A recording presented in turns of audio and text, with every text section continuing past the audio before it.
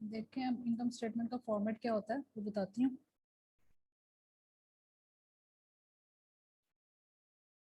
जैसे trial balance का था ना, सबसे ऊपर आपने बिजनेस का नेम लिखना था, उसके नीचे ट्रायल बैलेंस लिखा था। अब इसमें आपने लिख लेना इनकम स्टेटमेंट या profit and loss account, whatever you want to, and for the year ended, वो जो भी, फॉर एग्जांपल 31 दिसंबर। आवाज आ रही है मेरी? Yes miss. ठीक है, ये इसका फॉर्मेट मतलब स्टार्ट ऐसे करते हैं। इसको अगर आप करो,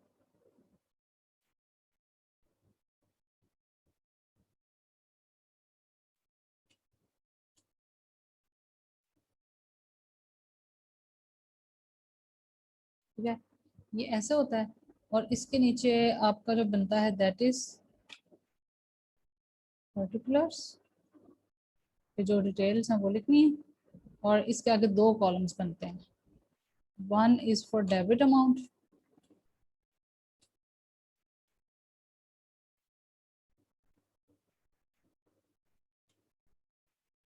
and next is for credit amount.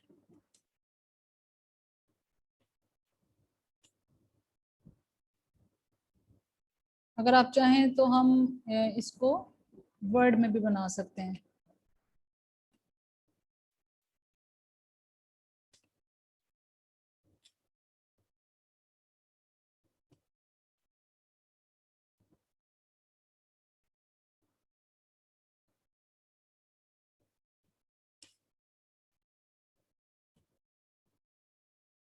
और इसके नीचे आपने सारा स्टार्ट करना होता है। ये बेसिकली होता है आपका रेवेन्यूज माइनस एक्सपेंसेस। अब रेवेन्यूज क्या होती हैं? For example revenues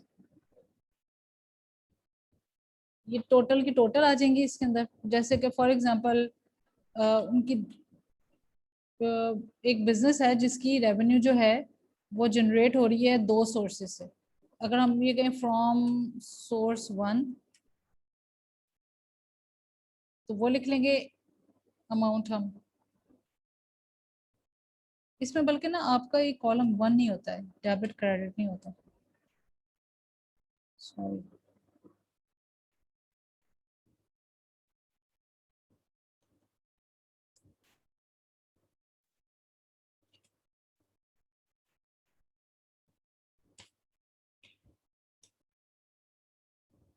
from source one revenue from, ये मैं एग्जांपल दे रही हूँ, ठीक है।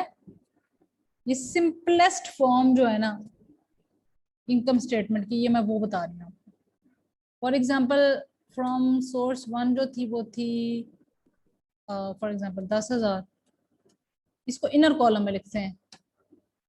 और जो दूसरी थी वो थी जी फॉर एग्जांपल 40,000। अब इन दोनों का जो करेंगे ना, इसको प्लस करके यहाँ पर लिखेंगे, कितना आ जाएगा वो 50,000। और इसमें से आपने क्या करना होता है, लेस करना होता है एक्सपेंसेस को। फॉर एग्जांपल हम जी, रेवेन्यू का सोर्स वन हो। तो फिर वो जस्ट सिंपल, फिर आप बाहर, फॉर एग्जांपल अगर आपकी रेवेन्यू थी 10,000, आप रेवेन्यू लिखोगे, सामने यहाँ पर अमाउंट में जाके 50,000 10,000 लिख दोगे। Okay ma'am. इसमें से रेवेन्यूज में से आपने क्या लेस करना होता है, एक्सपेंसेस बेसिकली लेस करना होता है। अब वो एक्सपेंसेस कौन कौन से हैं वो सारे के सारे लिख लें। फॉर एग्जांपल एडवर्टाइजिंग एक्सपेंसेस हैं जो कि आपके हैं जी, लेट सपोज 2,000। फिर है आपका सैलरी दी है आपने, लॉस मैम। लॉस इधर नहीं है, सैलरीज आपने दी 10,000। फिर आपने दी for example rent ma'am. Rent, rent हो गया, हाँ रेंट हो गया। रेंट आपका हो गया 5,000। इसी तरीके से बहुत सारे जो भी आप कर सकते हैं। टोटल एक्सपेंसेस कितने हो गए आपके? 17,000। ये जब आपने चीज लेस करनी होती है ना, तो माइनस साइन की बजाय ना अकाउंटिंग में हम क्या कर लेते हैं, ब्रैकेट लगा लेते हैं। अब आप who is this?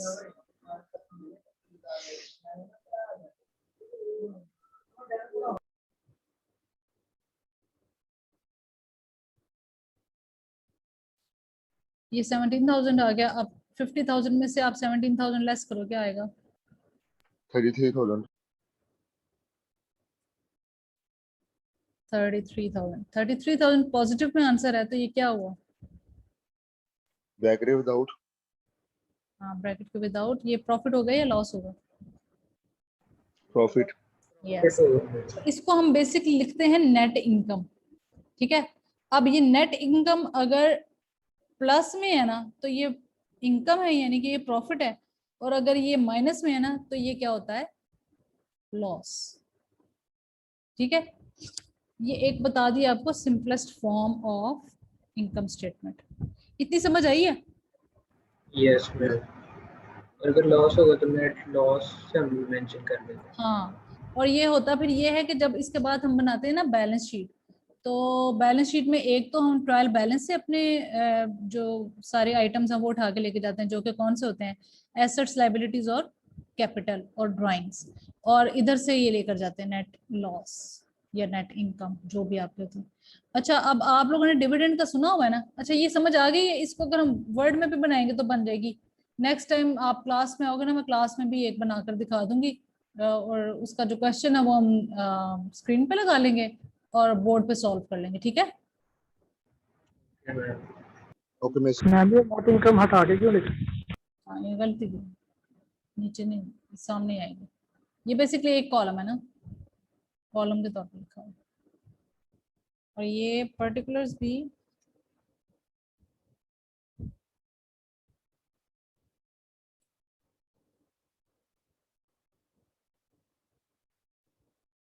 ऐसे है, अमाउंट इसके सामने आएगी, पर्टिकुलर्स के सामने। अच्छा, ये हो गया आपका नेट इनकम का सारा। ये गड़बड़ कर गया, आप इसको छोड़ते हैं।